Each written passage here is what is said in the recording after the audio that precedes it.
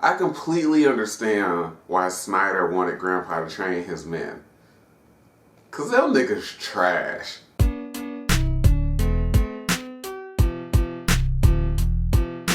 What's up guys, this is Courtney, one half of the rest of Deconstruction here, and I'm bringing you my super late review for Three Ninjas.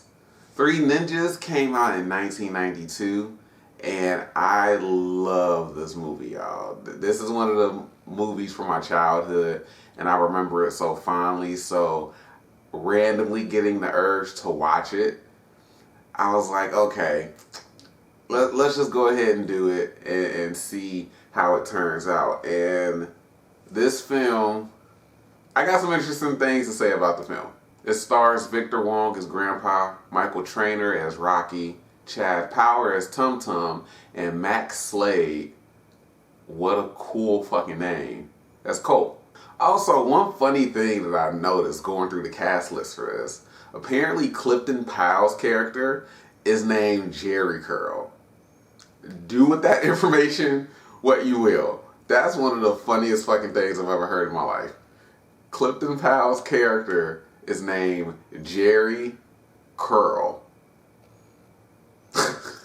Again, like I said, this film came out in 1992, and it actually made a decent amount at the box office, even though it was received mostly negatively by critics. The budget was, I think, around like $3 million, and it made almost $30 million. But yeah, I understand why it received mostly negative reviews from critics at the time, and this film has since gone on to become a cult classic. And going back and watching it, a lot of shit in this film does not make sense, but it's so entertaining and looking back on it that you give it a pass. But objectively looking at it, a lot of stuff just doesn't make sense because the film doesn't have any focus on what type of movie it wants to be. It doesn't know if it wants to be a comedy, a fantasy film, or, you know, some type of action adventure movie, right? Starring kids. And with my opening of, I understand why Snyder wanted Grandpa to train his men. Victor Wong plays Grandpa, and the kids are his grandsons, who he keeps for a summer, and he trains them in, I'm guessing, ninjutsu, because they say that they're training to be ninjas, and that's one of the only, I think that's the only martial arts that literally trains you how to be a ninja.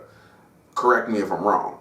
But the reason why I said that was because Snyder's men are fucking terrible. They're trash. That wasn't a joke to open the video. That's literal facts. These guys are supposed to be ninjas, mind you.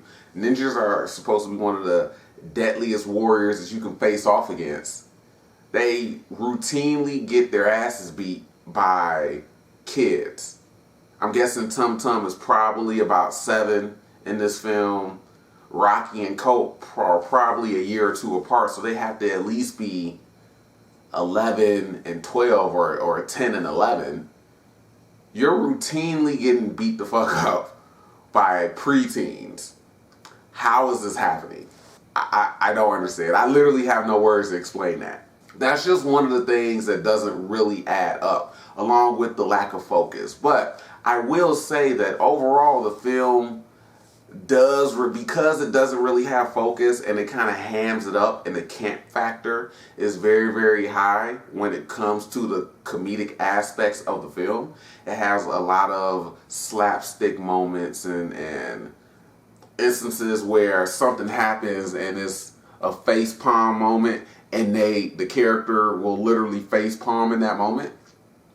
So I think that adds to the entertainment factor of the film, but I also see why critics gave it mostly negative reviews. Overall, I think the acting is okay, especially by the kids. It's alright in some instances. There's a moment where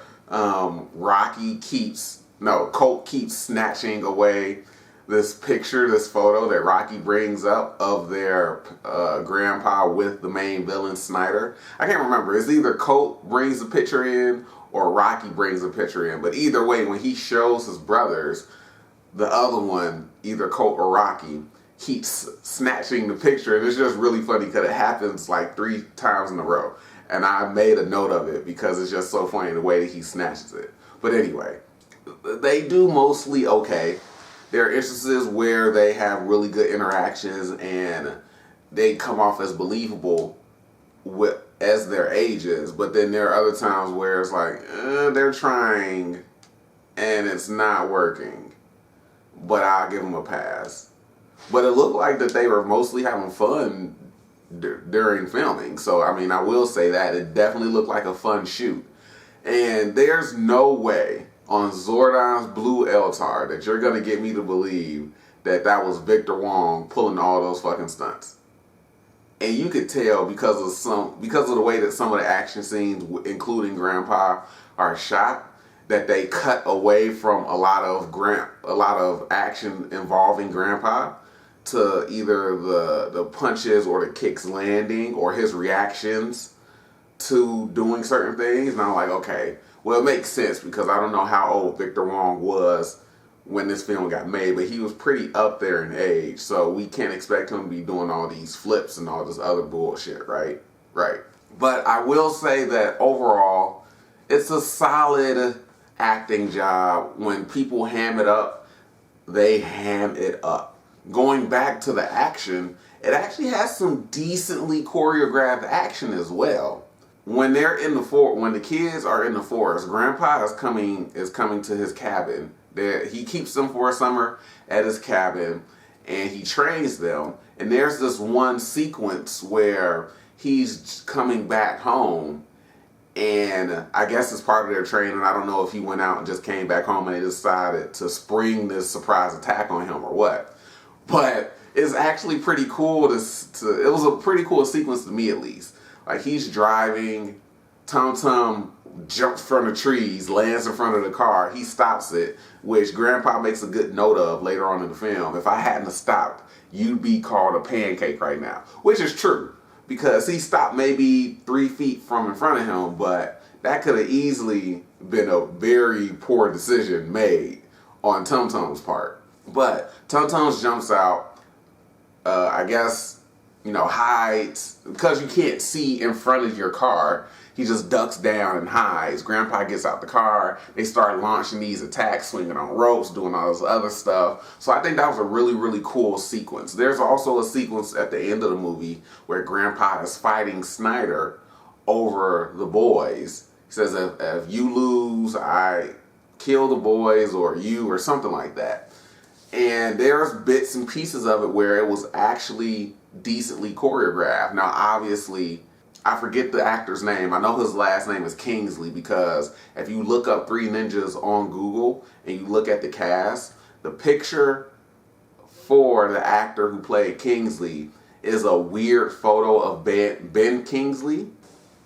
This is nightmare fuel if you've ever seen it. What is that? But I don't know if Rand Kingsley was actually a martial artist. I couldn't really tell if it was a stunt double when he was fighting Grandpa. But there are moments that it's decently choreographed beyond the particular pausing for a split second to let somebody react or step through their movement to actually continue the actual sequence. But for the most part, it had decently choreographed action. I think overall, though, it's just a very, very enjoyable movie, even though it's not really that great of a film. But because of the camp factor and the over-the-top nature of the comedic aspects of the film, I think this is a really enjoyable film.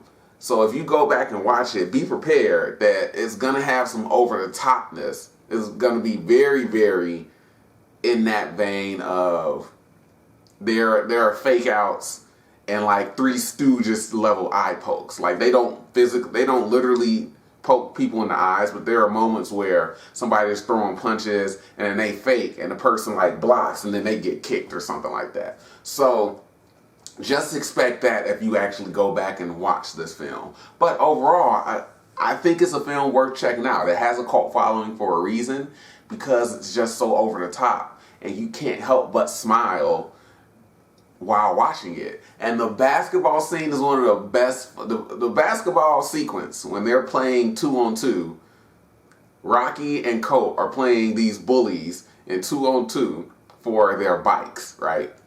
Rocky spots them. They're playing the 10. Rocky spots them 9 points.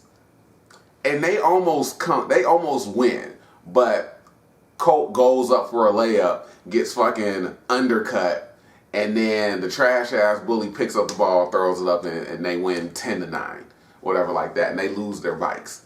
And then at the end of the film, they start stuff with them again, and they end up getting beat up. So, yeah, that basketball sequence is golden. You got people goaltending the shit out the ball. You got kids jumping from the free throw line to dunk. You got kids catching alley-oops. I love this film, y'all. I really, really do. I absolutely love Three Ninjas. Yeah, guys, that's my review on Three Ninjas. I don't think I'll be doing a review for the other movies and the sequels, because honestly, I don't remember watching them when I was a kid. I only remember watching Three Ninjas. And as always, I appreciate the support, whether it's 1, 5, 10, or 100 views. And I'll catch up with you guys later. Rocky loves Emily.